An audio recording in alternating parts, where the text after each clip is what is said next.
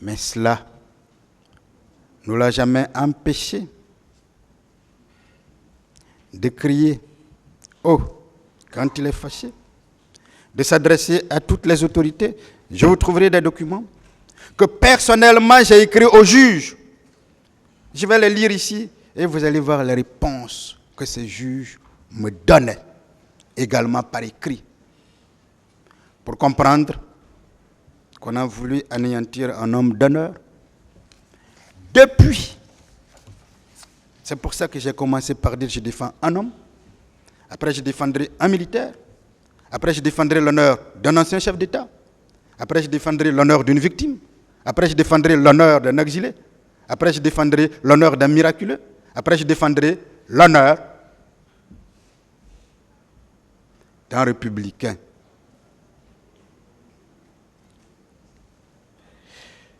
Je rappelle que quand on parle de déshonneur, parce qu'il est en détention,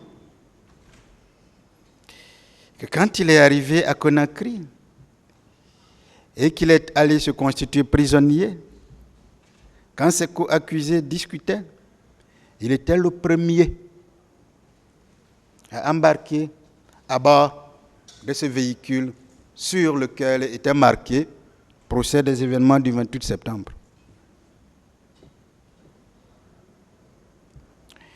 Je rappelle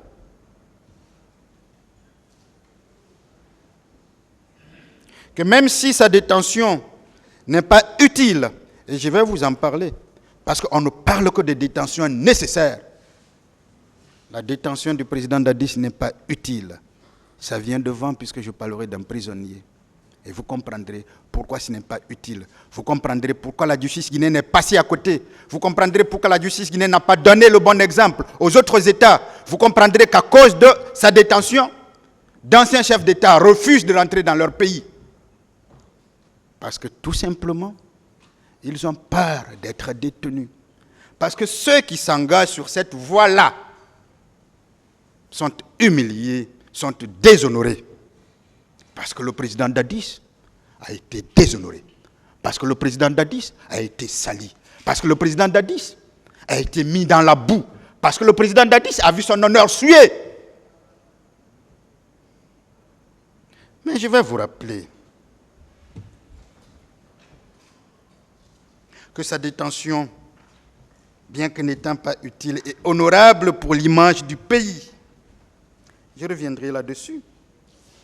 Il n'est pas le seul dirigeant à être emprisonné, à être détenu. Peut-être, et c'est là la certitude, qu'il est le seul dirigeant à être embastillé. Et je pèse mes mots, au vu de ces conditions carcérales et des traitements dont il a été victime, comme une supplice, une potence, une bagne, alors même qu'il n'est pas encore condamné. Je rappelle que d'autres anciens chefs d'État, ou futurs chefs d'État, ont connu la prison. Je ne vais pas aller loin, je vais commencer par notre pays.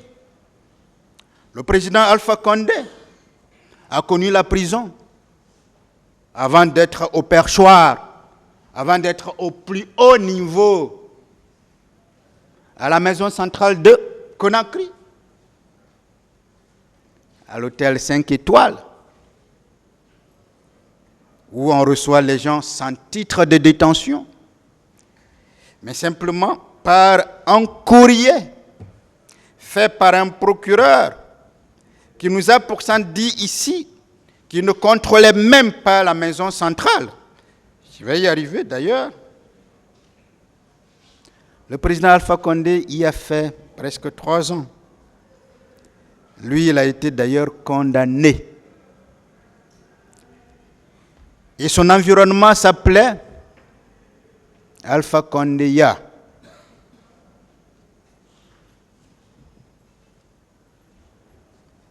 Mais il a quitté là-bas.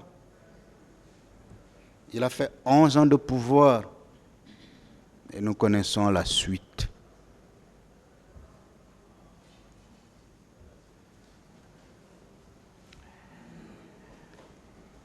Nelson Mandela a fait 27 ans de prison. Cet avocat militant qui a passé plus d'un quart de siècle détenu simplement parce qu'on ne voulait pas qu'il soit opiniâtre. Nous sommes opiniâtres et nous attendons surtout de ce tribunal d'être opiniâtre. Nous attendons de ce tribunal de savoir observer. Nous attendons de ce tribunal de savoir faire ses propres opinions. Nous attendons de ce tribunal de le faire en toute liberté et en toute liberté et éloigné de toute pression. Ces pressions peuvent venir de tous les côtés et vous induire en erreur. Je vous parlerai d'ailleurs des causes de l'erreur judiciaire à la fin.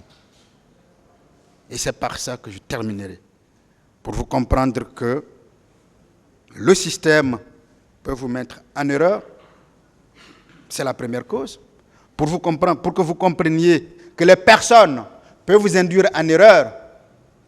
Et parmi ces personnes-là, il y en a qui ne sont pas gens de justice. Mais il y en a qui sont gens de justice, mais qui sont surtout dans cette salle. Et qui peuvent être tant les avocats des parties civiles que les parties civiles elles-mêmes, tant le parquet que même les avocats de la défense. Je vais même plus loin, que même les accusés pourraient vous induire en erreur. Mais ce sera la dernière partie de mes plaidoiries. Jacob Zuma, le président sud-africain, ou l'ancien président sud-africain,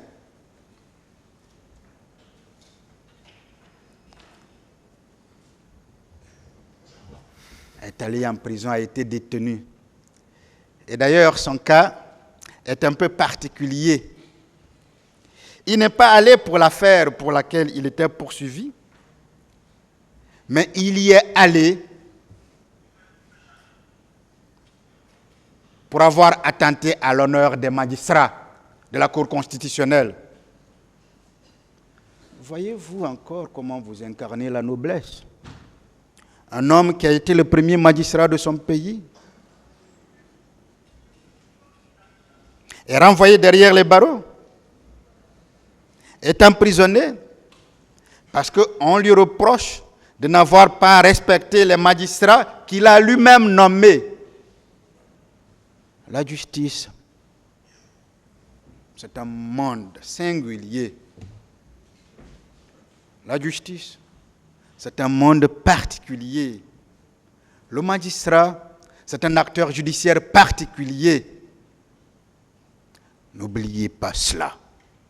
N'oubliez jamais cela. Si vous passez à côté de cela, vous n'exercerez pas loyalement et en toute dignité votre mission. Vous n'assumerez pas vos responsabilités.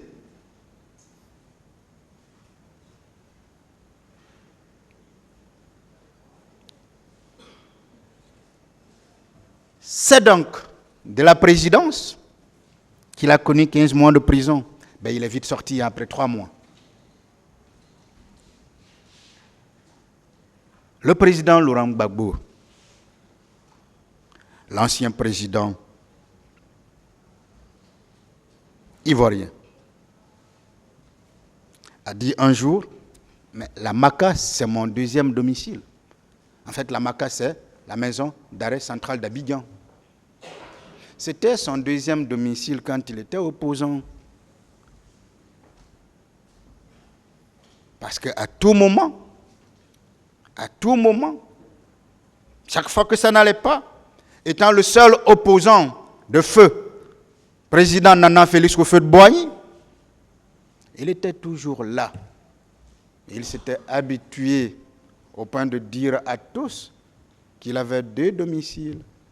Celui-là où est effectivement situé le centre de ses affaires, son principal établissement, sa maison, sa demeure. Et